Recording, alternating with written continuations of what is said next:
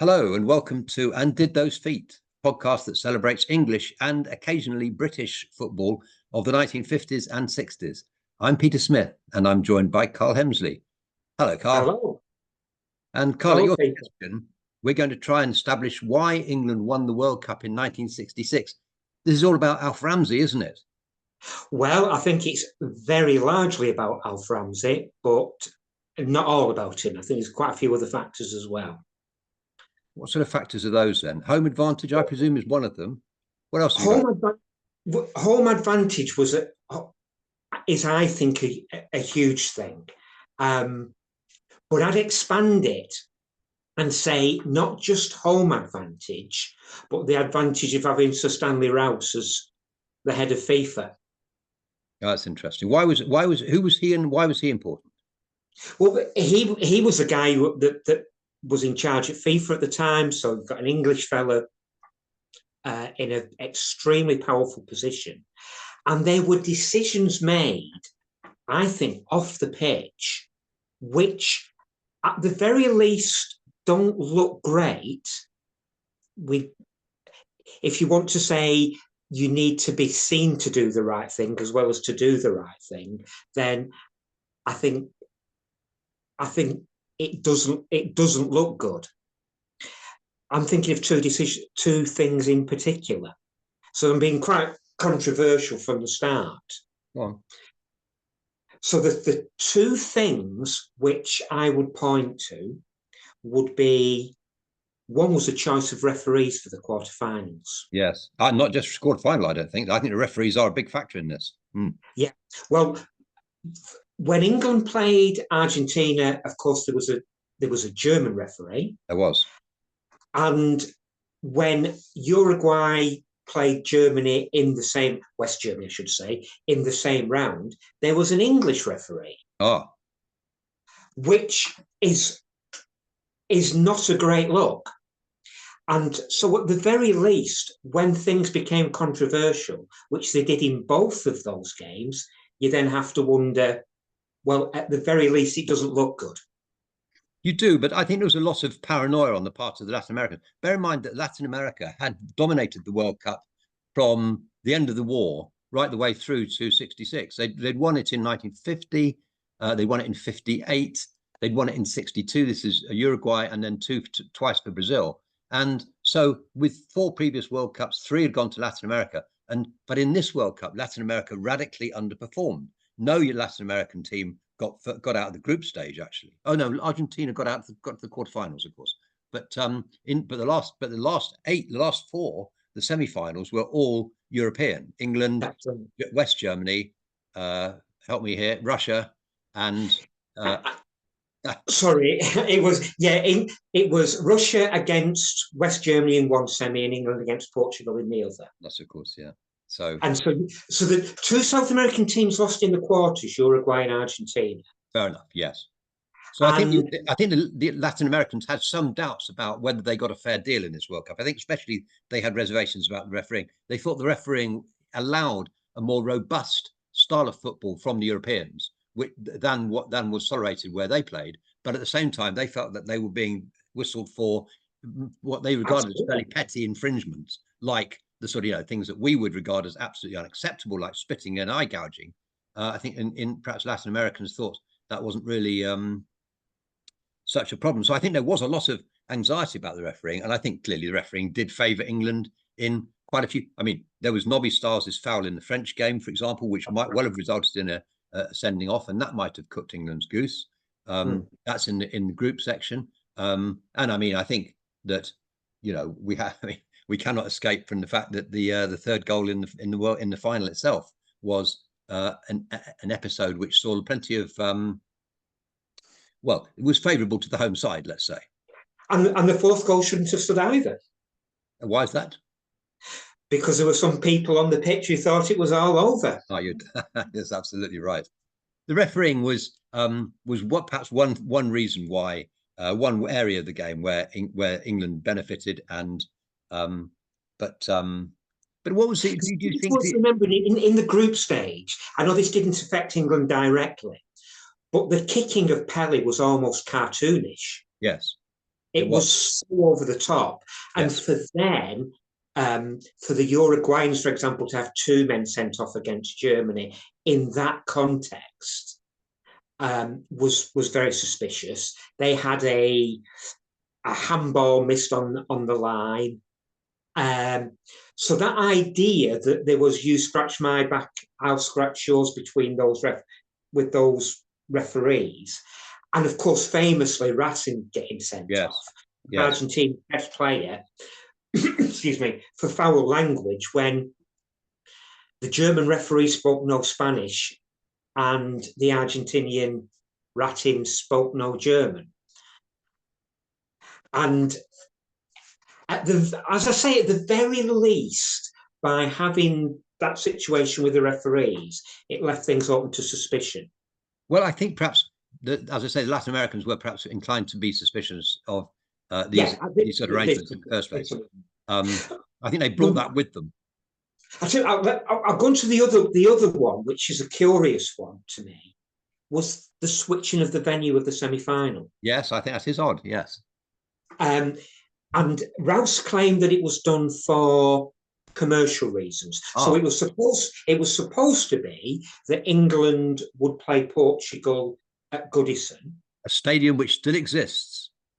Yes, just about, and a stadium where, of course, the Portuguese were based in that part of the country. Yeah, and the other semi-final, Germany against Russia, would be at Wembley. And Rouse's argument was that it would have been ridiculous to play a game that could sell out Wembley at Goodison and a game that struggled to sell out Goodison at Wembley. Yeah, no, so he switched.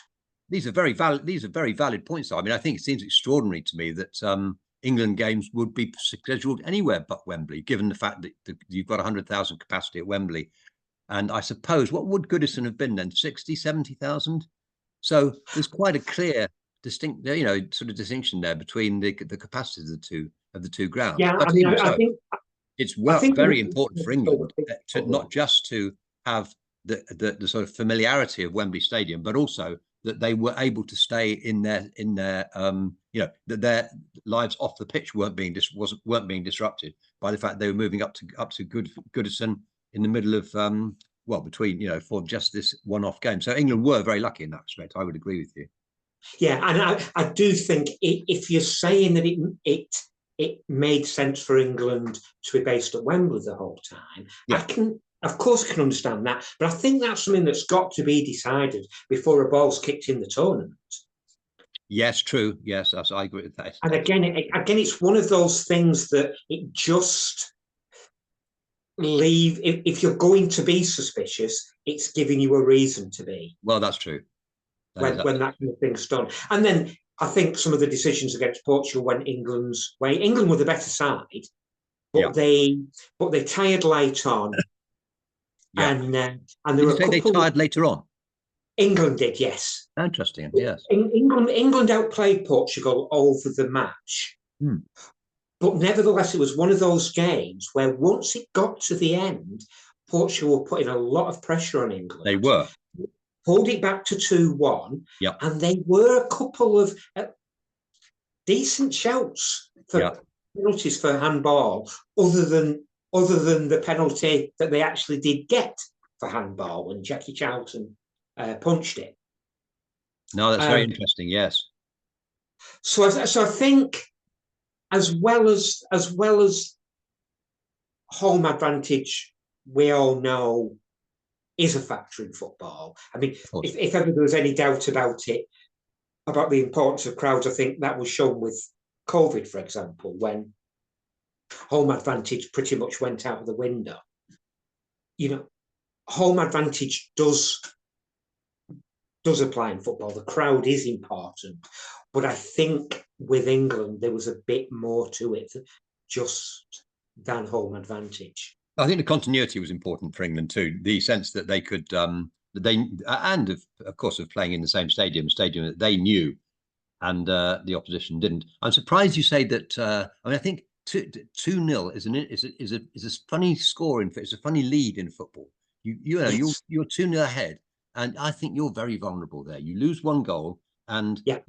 and suddenly, there's a sort of avalanche coming down from the opposite end of the pitch, and you've got to somehow withstand that. And I think, my strong advice to any team that's 2-1 ahead is go and get your third goal, because otherwise you'll end up as England did there, which is with real backs to the wall when the game was virtually won. Interestingly enough, I think that England in general were very fit in this tournament. Actually, I would say that one of the reasons we're discussing why did England win the World Cup, one of the reasons why they won the World Cup was because they were seriously fit. And that's no better example of that than in the final, of course, when in extra time, the Germans flagged. In fact, this was one of Ramsey's, most sort of prominent pieces of advice to his players was when 90 minutes was up, he said, you may think you're tired, but look over there. And the Germans did look exhausted. And of course, for England to score twice in extra time, I mean, it tells its own story. So I think that those factors are all important. Let's talk a little bit about the players themselves, because they're the ones who won it. Of course. Did England have a natural advantage? It's stating the obvious, but I think they were, if you look at the team in the final, there are at least 3 players and possibly 4 who could be described as world class. If what you mean by world class as you were picking a squad for the world to play against Mars. The obvious ones, Banks, Mooring, Bobby Charlton. Yes. But I think that you can throw Ray Wilson in there as well. Yes. And although that's a terrible mistake he makes in the final, but you're probably right about Ray Wilson. Yes, it was a mistake, very much so. And I think go on, yes. Yeah, no, sorry. So I was just going to say, I mean, through the length of the tournament, for England to have 4 world-class players. Now, there's a 5th who I've left out of that. You have. World-class. You have indeed. Jimmy Greaves. It's Jimmy Greaves. But that's a slightly different story, of course, because Evan ended up being left out from the quarterfinals onwards. But for England to have, let's say, 4, in the sense, who played from the quarterfinals onwards, 4 world-class players at the same time is extremely unusual. I think as well, the fact that they were the spine of the team was very helpful.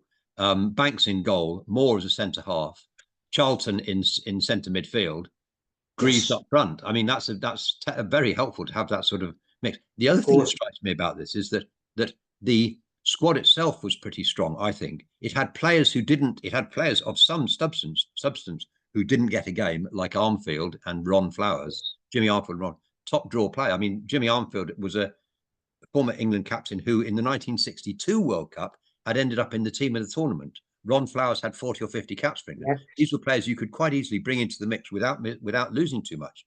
Maybe Ron Flowers should have played anyway. I think ahead of Jack Charlton, but perhaps there's another matter. They also had emerging players like Ball and Peters, who came from nowhere, actually, really. I mean, bear in mind that at the beginning of the World Cup, Peters had 3 caps for England and Jeff Hurst had 5. The squad, I mean, it seems to me that during a World Cup, during any tournament, if you can bring through players who flourish in the course of that World Cup, and just think of people like David Platt in Italia 1990, for example, players who come from the depths of the squad and really deliver. If you've got something like that going on, as England had in this World Cup, I mean, I think every player really, apart from Greaves probably, reached their potential. Everyone who played, okay, we'll leave out those wingers from the first 3 games, but everyone who played, and bear in mind that 8 of this team played in every match. So, that's another thing we can say about the players is Ramsey put them in the team and they stayed there because they played well and they played well together.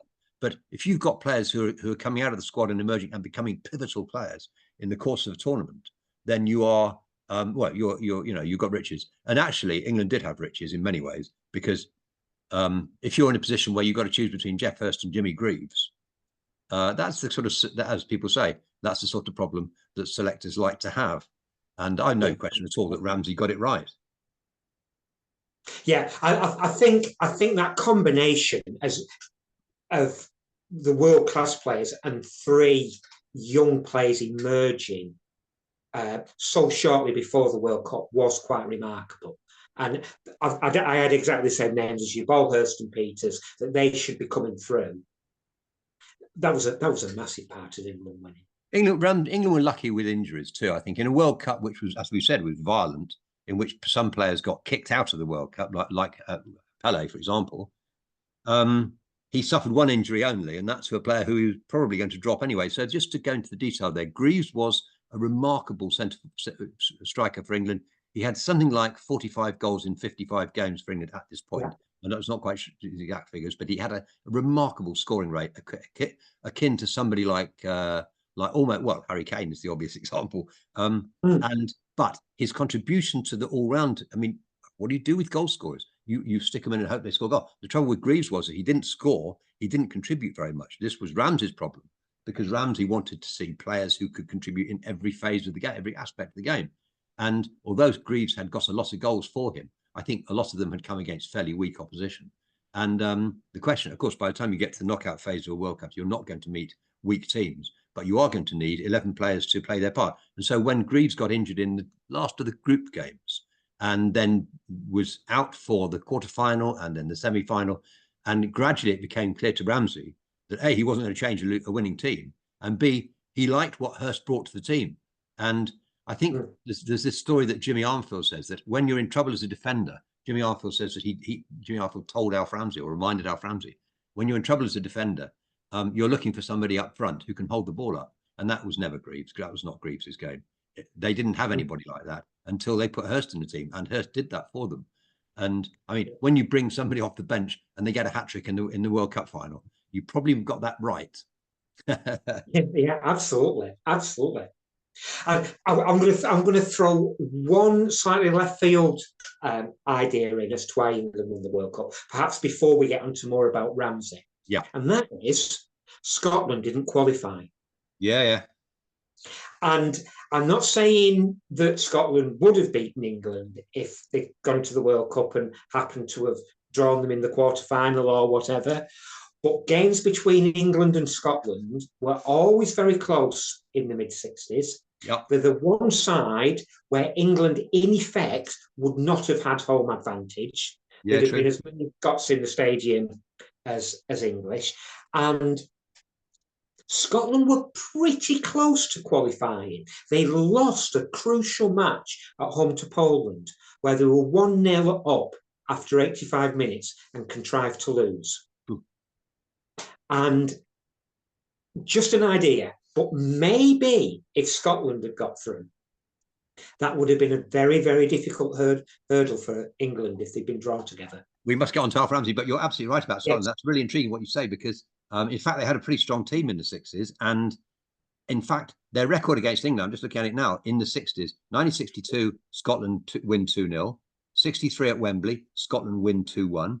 64 at Hampden, Scotland win 2-0. There's a pattern here. Scotland are winning every game.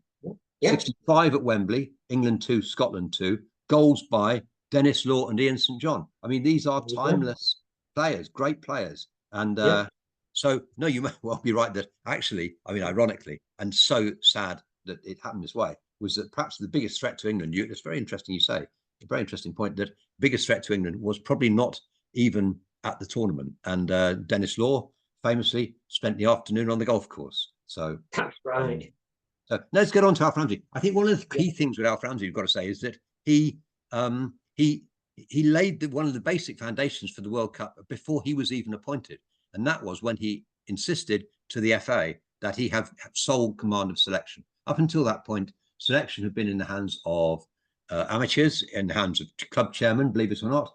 And although I think the managers or the coaches' advice was generally taken, the coach didn't have the final word. Now, what Ramsey rested, in this case, what he rested from the control of the FA was continuity, vision, the opportunity, that is, to pick a team for a certain purpose, which, of course, Ramsey did bring a huge sense of purpose to the England team because his tactical genius and so forth. So I think that the fact that he had control of selection, which he would not have taken the job without that, and he insisted throughout the tournament, actually. I mean, there was one occasion when the FA were minded to drop Nobby Stiles for his foul in the game against France in the group. And Ramsey said he would resign if that happened, because he was determined that selection was in his hands and his alone. So that's, I think, perhaps where I would start with thinking about Ramsey's contribution. Yeah, I think you're right, because maybe the thing that's difficult to appreciate at this distance is, to all intents and purposes, Ramsey invented the job of England manager, Yeah, as it became, because his predecessor Winterbottom did not have the same role, because he didn't have the control which, as you rightly say, Ramsey completely insisted upon. And I would say, as well as the control, I think the other remarkable thing was the absolute laser focus on one thing, which was winning the World Cup. yes. Nothing else was getting in the way. I don't think he was bothered about results per se in any games before the World Cup. Of course, every manager wants to win, but everything was a preparation for that World Cup. Even those games against Scotland. Yes, even against Scotland. Ramsey did not like to lose to the Scots, but he lost quite a lot. That is true.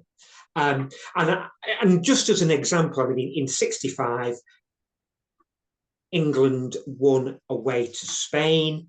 Yeah. It was a game where they didn't use wingers. The key game. And it does seem, and I have a memory of reading, no doubt ghostwritten, autobiography of Bobby Charlton, in which Charlton said that he thought that what Ramsey did was, he saw the game against Spain and thought, right, this is the way we will play, not in the group stages, no, but in the quarterfinals onwards, and I'm going to shelve it. I don't want the opposition to see too much of us playing in this way. It's absolutely right. Yes, it's really it's sort of underreported. It's not widely known, but there's no doubt at all that I think that Ramsey put that. Ramsey's team were beating Spain 2-0 away in '65. They played sublime football, and there's no doubt, I don't think, that Ramsey knew how good, that was exactly what he wanted them to do, and he knew how good they were. But I think there's no doubt that he shelved that. I think he played the wingers. So let's just get this clear. He had three wingers in his. People say he played without wingers. Well, he had three wingers in his squad: Peter Thompson of Liverpool, Terry Payne of Southampton, Ian Callaghan of Liverpool, and he gave them one game each in the group stages. So the wingless wonders played with wingers in the first three games of the World Cup of '66. But by the time we got to the climax of the tournament, the wingers had disappeared, and it was a 4-3-3. And really, that probably was one thing that strikes me about Alf Ramsey was what an incredibly good candidate he was for this job. Just running through, in looking at the credentials he brought. He'd played for England and he'd captained them several times. He'd played at a World Cup. He'd managed a very small club in Ipswich to a league title. He'd won a league title as a player with Spurs. I mean, it is impossible to think of anyone who had better, what possible credentials could you have that Ramsey didn't have? And throw on top of everything that you've said, also that he played in the infamous game against Hungary at Wembley. Yeah, indeed. And learn from that. Yeah. So all those things that you say, absolutely, and then throw that into the mix as well. He really was that good. And I think you said to me in the past, Peter, that probably that the league title with Ipswich was actually his most remarkable achievement. Oh yes. I would say that before the World Cup began, England must have been 3 or 4 to 1 against. I mean, a reasonable odds. You know, they had a puncher's chance in this one, and better than that in this World Cup. Well, when Ramsey took over Ipswich in 1955, and Ipswich were in the 3rd Division South, they had no chance of winning the league. It wasn't 1,000 to 1. It was on 100,000 to 1. Had no chance. Yet they won the league, and that is just an extraordinary achievement. And so forth. The most remarkable outcome of all this is that Ramsey was not an automatic choice for the job. And in fact, it was offered to several candidates before him. It was offered Jimmy Adamson of Burnley, who was had really very few of the credentials that Ramsey had to offer. And it was offered, I think, to Dennis Wilshire of Wolves. Well, I didn't know. Adamson, I knew. I didn't realise that about Wilshere. I've heard of other candidates also who were offered the post and didn't take it. I wonder how much pressure Ramsey put on himself when he said right early in his reign, about 63, he said England will win the World Cup. I wonder how much pressure he put on himself, but whether he, in fact, it was more a matter of he wanted his players to believe in him and in his confidence that they could win. There's always been an argument, hasn't there, whether that was a mistake him saying that, or whether he regretted it. He strikes me as a sort of person who didn't say very much by mistake. No, true. No, very true. Yes. But he was also, of course, yeah, you're right. He was a most measured speaker, but a brilliant tactician, an innovative tactician. Very much so. What are we to say then about the charge was always laid at Ramsey that he was in bringing in his wingless team, he midwifed a more sterile kind of football, a football which lacked the excitement of English football traditionally, which was very much based on wing play. All the great icons of English football had been wingers: Tom Finney, Stanley Matthews, etc. And even at that time, there were great wingers in the British game: Jimmy Johnson of Celtic, George Best, of course, at Manchester United. Cliff Jones. Cliff Jones, definitely, of a very penetrative winger and goal scorer too for Tottenham. So extraordinary, really, that Ramsey may have thought that these could be done away with. What are we to say about his tactical nous then? Well, I think it's fair to say he was genius because he got rid of the system of play, which was pretty much taken for granted that you play with wingers. He would have played with wingers. I have no doubt if he'd have had wingers of the quality that we've just been talking about, but he simply didn't. What he did have is adaptable attacking midfielders who could win games in a different way, and he was very happy. He was very happy to use them and get the best out of them. And I think a really interesting one in that regard is Bobby Charlton, who the book about the World Cup by Hamilton is very interesting on Charlton. Very interesting on Charlton because it pointed out that actually Charlton was a bit of a problem, not in terms of his personality, and that he got massive ability, but that he wasn't perhaps tactically the very best. And Ramsey worked with him, and Charlton had been a quick two-footed winger. And he became a midfielder, and Ramsey definitely helped him to become a world-class midfielder who gained a better understanding of his role in the team to such a degree that he took the remarkable and counterintuitive decision, did Ramsey, to tell Charlton in the final to mark Franz Beckenbauer. Yes, that's very interesting. Yes. I mean, it's extraordinary because he comes across to us historically as a great centre forward, but he was not really a centre forward. Not in that sort of English sense, in the sort of Nat Lofthouse, Stan Mortensen type of sense. Jackie Milburn, of course, Jackie Milburn of Newcastle United was his uncle, and had played for England in the 50s. But Charlton, although he wore number 9, was not a centre forward. He reminds me actually in many ways of Roy Keane, or perhaps I should say that the other way around, in the sense of that sort of the kind of suppressed, I wouldn't say suppressed violence, but the kind of the power that he brings when he bursts out of midfield and heads towards the D. And it's, of course, famous pictures of Charlton scoring goals for fun in that sort of role. But he was, as you say, he was a left wing originally, and then really a deep lying centre forward, if a centre forward at all. It's interesting what Ramsey had gleaned, as you say, from having to participate in the 53 match against Hungary when the deep lying centre forward first came into the picture. By the way, I do want to distinguish, I think, between two wingers here, between on the one hand Stanley Matthews and on the other hand Tom Finney. I think Stanley Matthews couldn't have played in a 4-3-3 because he would have been. I mean, let's not mince words. Matthews was a remarkable footballer, twice footballer of the year, the first footballer to be knighted, and so forth. But I don't think he could have played in a 4-3-3 because it doesn't really allow for the kind of winger that he was. Tom Finney, on the other hand, would have been perfect for a 4-3-3. No question. No question. He was both a winger and a centre forward.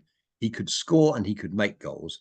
I mean, it seems to me that an attacking player in the 4-3-3 has got to be able to do two or three different things.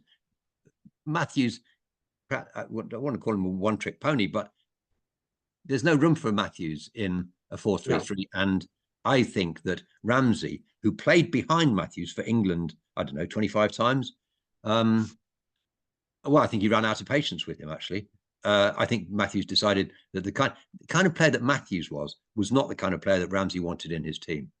No, I think that's absolutely the case.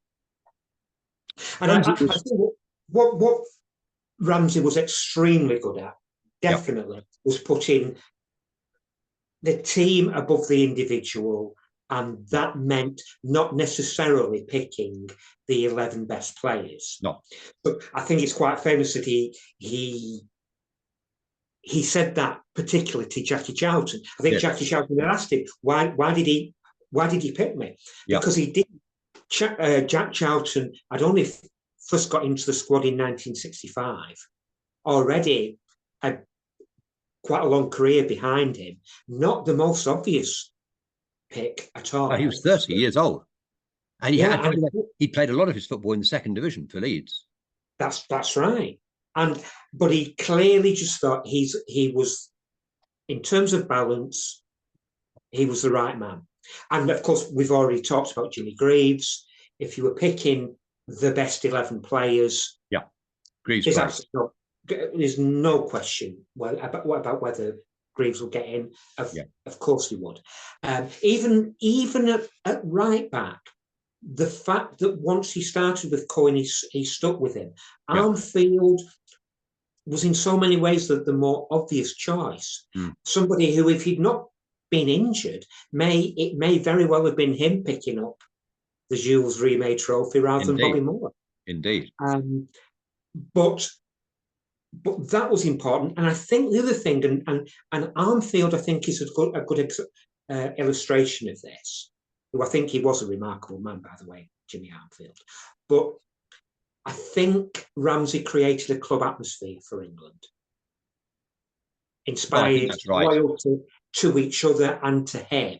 No doubt. For example, that Armfield was quite prepared to act in some ways, I think, as a kind of right-hand man to Ramsey, rather than being bitter at not being picked. Yes, I think that's right. Yes, he did. He did undoubtedly create a great atmosphere. The players themselves revered Ramsey. I mean, there's no doubt about it. Players like Alan Ball and Nobby Stiles revered him, partly because he stood by them. For example, when FA tried to exclude Nobby Stiles from the team, Ramsey said, "I'm going to resign." And those sorts of. But bear in mind, at Ipswich Town, there'd been no money to buy players.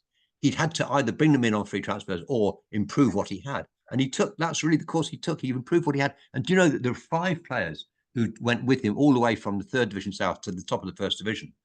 And those players all had, therefore, at the end of their careers, championship winning medals from the 3rd Division, the 2nd Division, and the 1st Division. And I think that's a unique record. But that's a real tribute to Ramsey, isn't it? That players can be so improved, so radically improved, simply by by introducing. I mean, Ramsey did have a lot of respect for the players. He also had a lot of respect for his opponents, incidentally. One of the things I most admired about Ramsey was the fact that he wouldn't have anything to do with the sort of anti-German, Achtung Spitfire nonsense that you get in.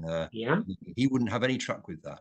And instead, he respects his opponents, he respects his players, and they revered him in turn. And I think it is fair to say, whatever else, I mean, much in football is speculation, but I think that without Ramsey, England couldn't have won the World Cup. So if we're going to come to a conclusion for the question we asked at the beginning, why did England win the World Cup? So we think home advantage, we think a little bit of luck with the refereeing, possibly. We think a decent batch of players, not perhaps a historic batch of players. They weren't Hungary, they weren't Brazil, they weren't Holland, 1974. That's true. But they were pretty good.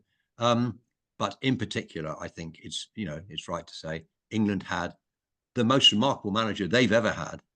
And in many ways, no doubt, the most remarkable manager in the World Cup of 1966. And without him, I think it is fair to say they wouldn't have won the tournament.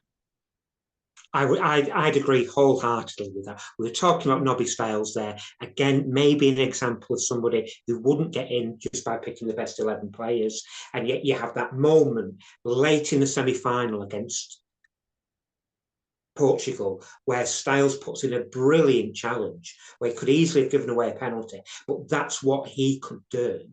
And he was so committed. And a lot of that was, okay, credit to Nobby Stiles, but also for the loyalty that Ramsey inspired in him. Yes, and that Ramsey, and that all the players showed for Ramsey in turn. So, well, Karl, I think we've probably got somewhere close to the bottom of this. And, well, we hope that listeners have enjoyed it and welcome them back to a future edition of And Did Those Feet. Bye-bye. Bye.